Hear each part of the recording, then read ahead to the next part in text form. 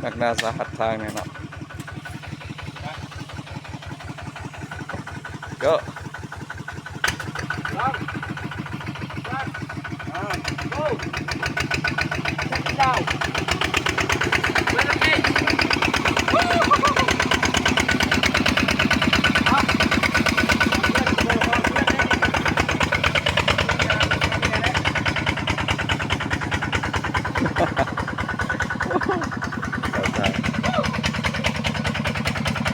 ใจละ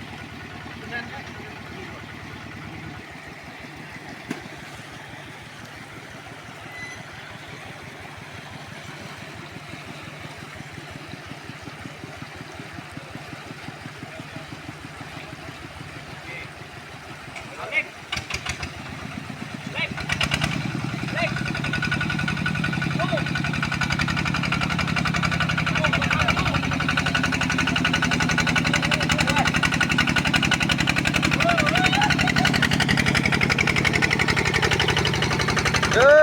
ยโยจบ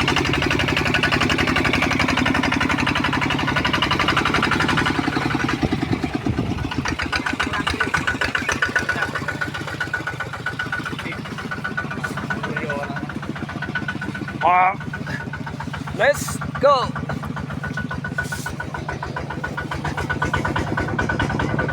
ลึกไปโลทาง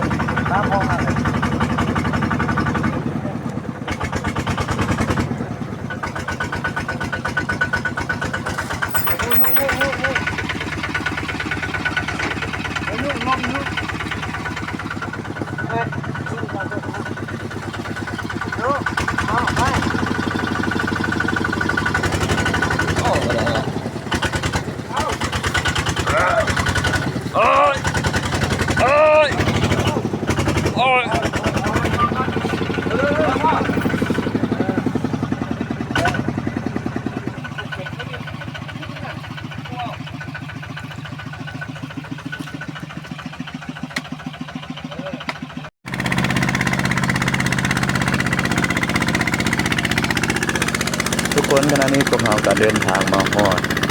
บ้านกักบูเนาะบ้านกักบูใหม่ที่เราจอดรถเนาะก่อนที่เราจะเดินทางก็คือขณะนี้ก็คือสรุปการเดินทางของเราก็ผ่านพ้นไปด้วยดีนะก็คือทีมงานทุกคนโอ้ซัพพอร์ต